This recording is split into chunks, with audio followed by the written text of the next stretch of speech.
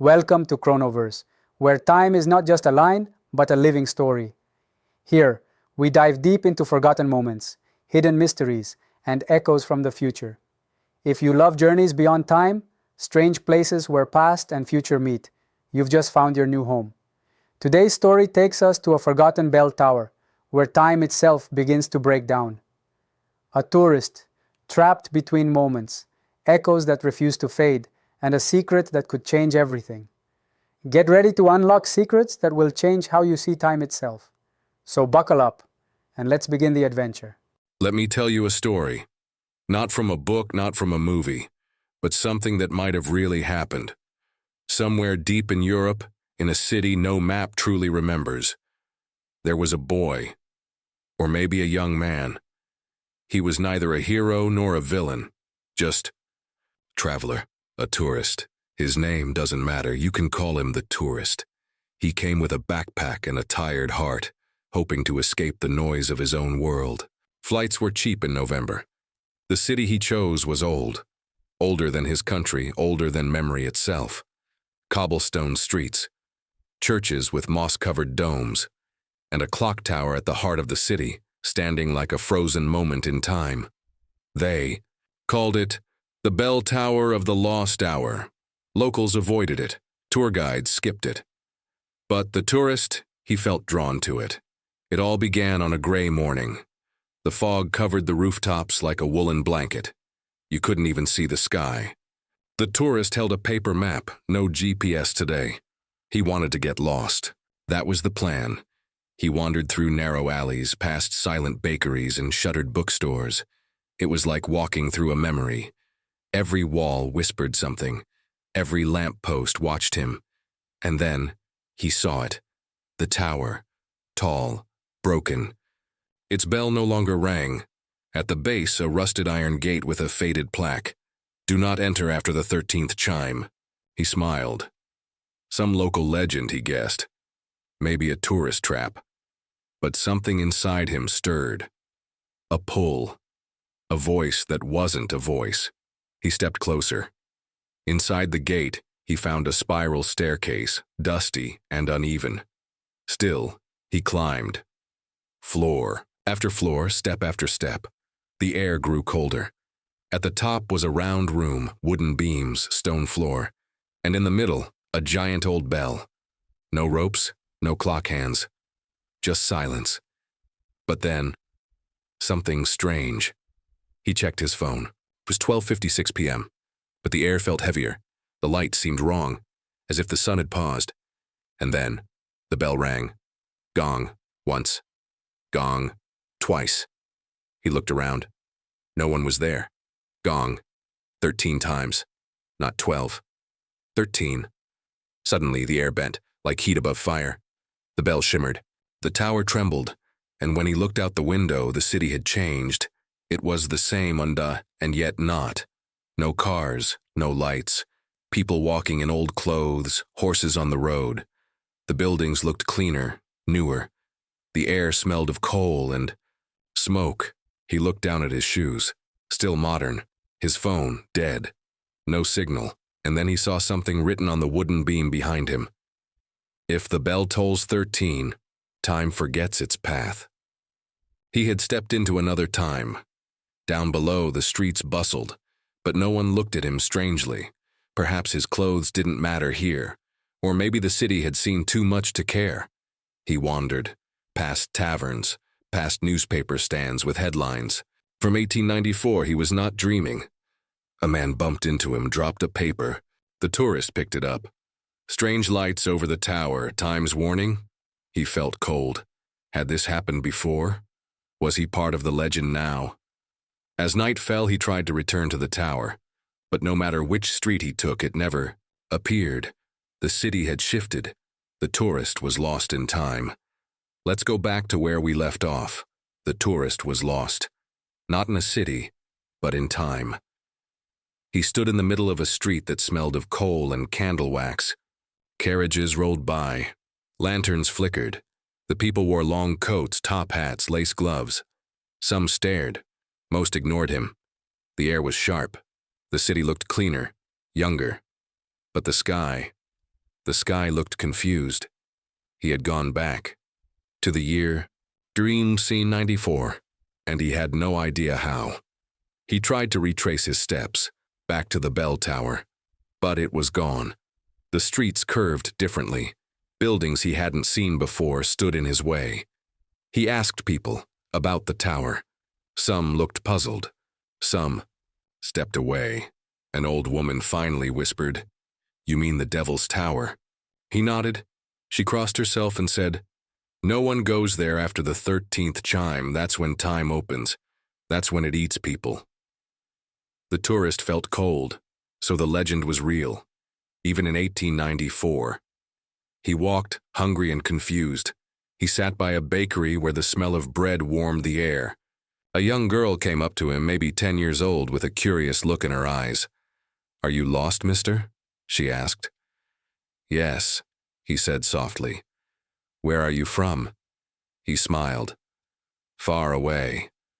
She nodded, as if she understood more than she should. "You're from the 13th hour, aren't you?" she said. He froze. She pointed to his wristwatch. "That's not from here." The girl's name was Lenny. She took him to a quiet part of the city, through stone paths and whispering trees. They came to a small hidden library. Old books, maps, candles. "This place knows time," she said. He looked at her, unsure. "My grandfather works here. He studies the tower." An old man appeared, gray beard, sharp eyes, hands covered in ink. "You touched the bell?" the man asked. The tourist nodded. The old man sighed. "Then it has begun again." He opened a large book. Inside were sketches of the tower, dates written in red ink and newspaper cuttings. "The bell rings 13 only once every 100 years, he explained. "It chooses someone. The last one never returned." "Returned to when?" the tourist asked. "To their time." The old man leaned closer. "You are now between hours, not quite past, not quite present." "You mean I'm stuck?" "Yes. And the more time you spend here, the more this world becomes your truth." Paused. "There is a way back, but it comes at a cost." The tourist asked, "What cost?" But the old man only looked away. "You'll see." That night Lenny took him to a rooftop. From there, he saw the tower again. It wasn't gone, it had moved. Or maybe he had. It stood like a shadow in the fog. One bell, one secret. He decided he must go back.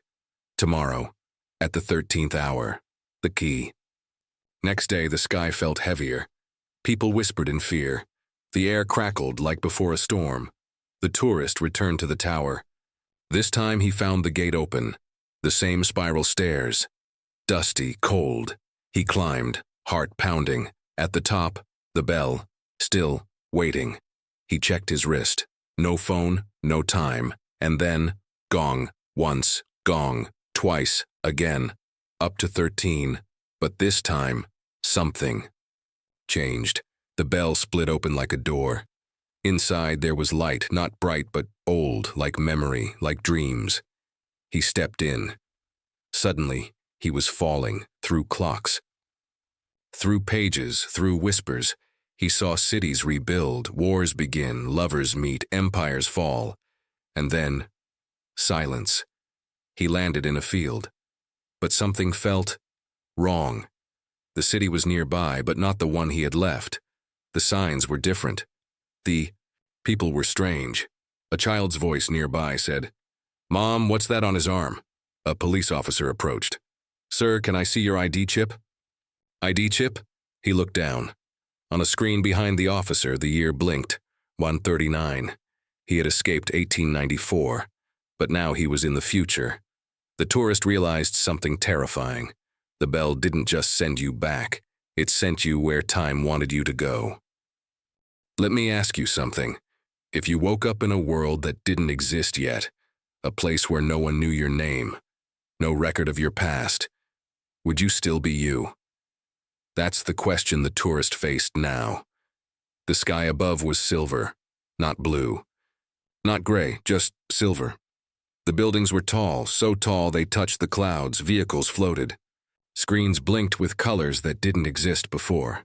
The tourist stood on a sidewalk made of glass. People walked past him wearing suits with glowing stripes. No one looked surprised to see him. No one looked at all. He had become invisible. The police officer from before still stared at him. "Sir, I asked for your ID chip," he said again. "I don't have one," the tourist replied. The officer frowned, then touched his wrist. Small device blinked. No ID found, no data, no genetic tag, no time code. The officer leaned closer. "You're not from here." The tourist stayed silent. The officer didn't arrest him. Instead, he said, "You need to go to the archive." The archive was a building shaped like a spiral seashell. Inside, it felt like walking through someone's dream. Floating books, talking walls. And in the center, a giant glass orb spinning slowly. A woman appeared beside it. White robe, clear eyes, no hair. "You came from the bell," she said. The tourist nodded. "You are the third one."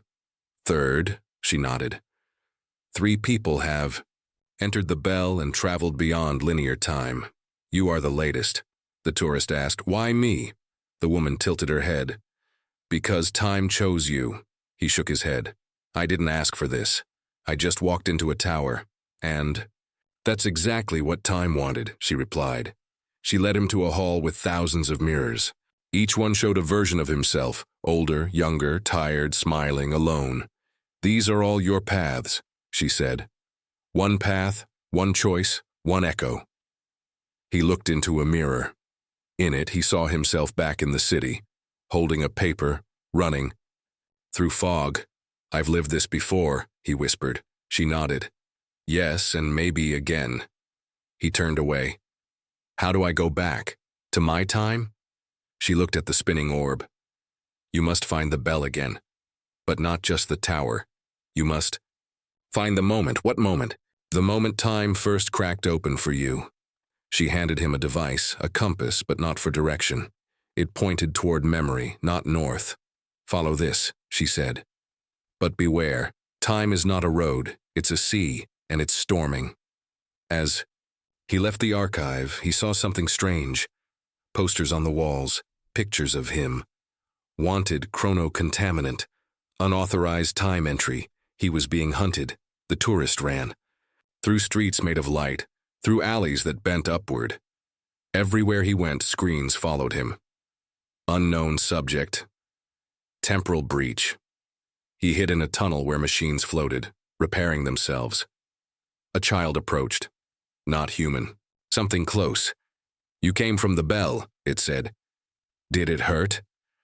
"No," the tourist replied. "But it will," said the child. Night in the future was silent. The moon looked wrong, shattered in one corner. The tourist followed the compass. It didn't point left or right.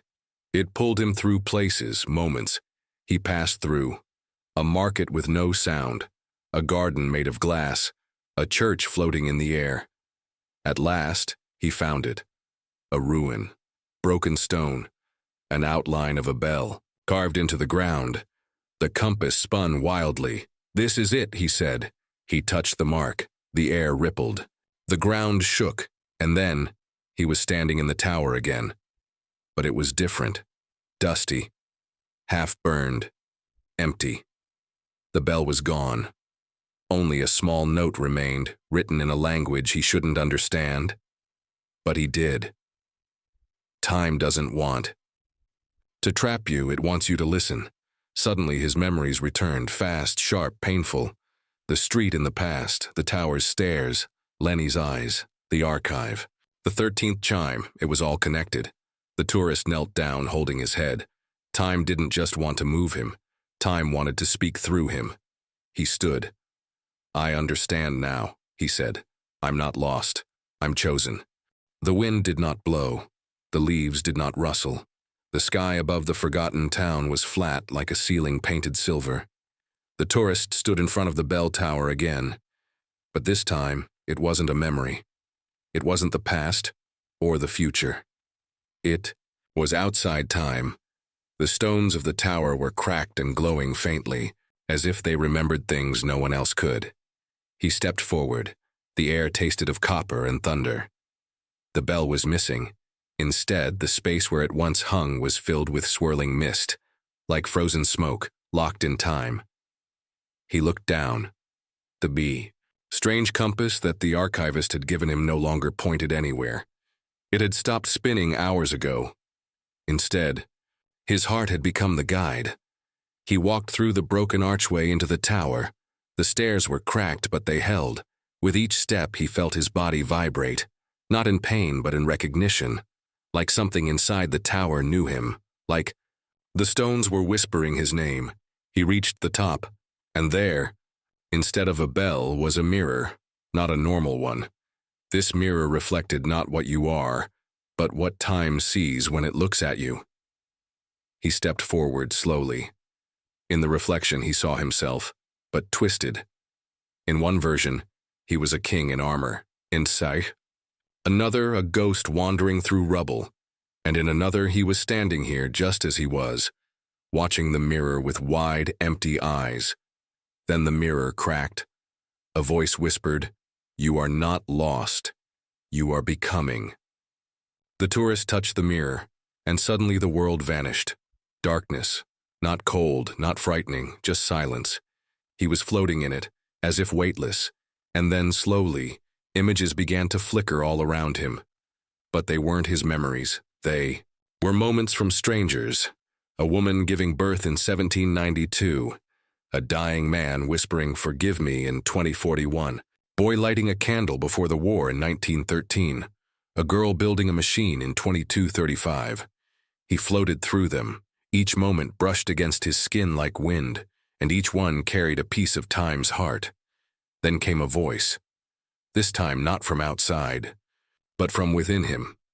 "You've seen the fragments. Now you must decide what you are." He opened his eyes. He was standing again. Not in the tower, not in the town, but in a round hall filled with clocks, thousands of them, each ticking at its own rhythm. Some moved fast, others slow. Some ticked backward, some didn't tick at all. The center of the room sat a chair made of light, and sitting on it was himself, older, tired, wearing a robe with time symbols etched into the fabric. The older version of himself didn't look surprised. He simply said, "You made it." The tourist stepped closer. "What is this place?" The older him answered, "This is the conclave of time, a place no map shows. A chamber for those chosen by the thread." "The thread?" "Yes," the older self said. "The invisible line that connects all moments. You've touched it, walked it, and now you might become it." The tourist hesitated. "What does that mean? That I'll never go back?" The older self stood. "You already haven't. Going back is not the goal. The goal is to carry time forward."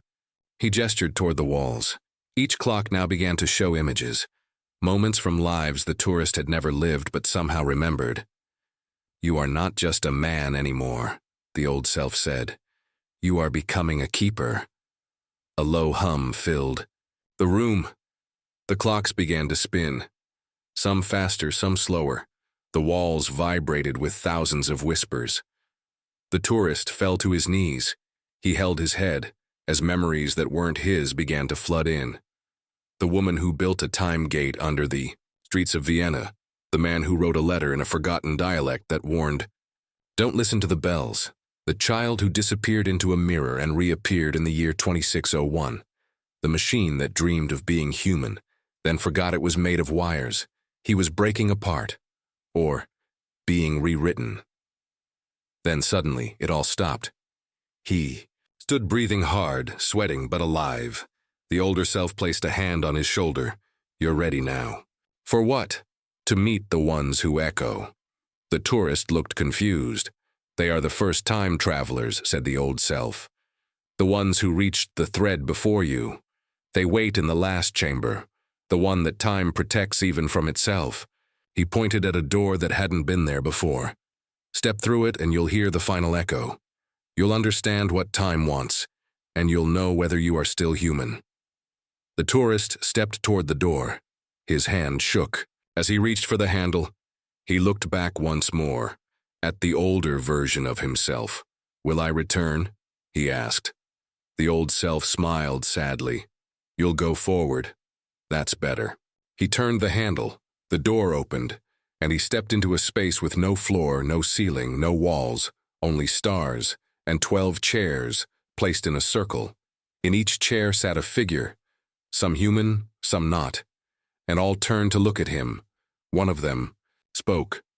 The bell has rung. The tower has been remembered. Another nodded. The thread accepts him. They stood. They welcomed him. The tourist took the final seat. Time exhaled, and the echo continued. Thank you for listening to Chrono Verse.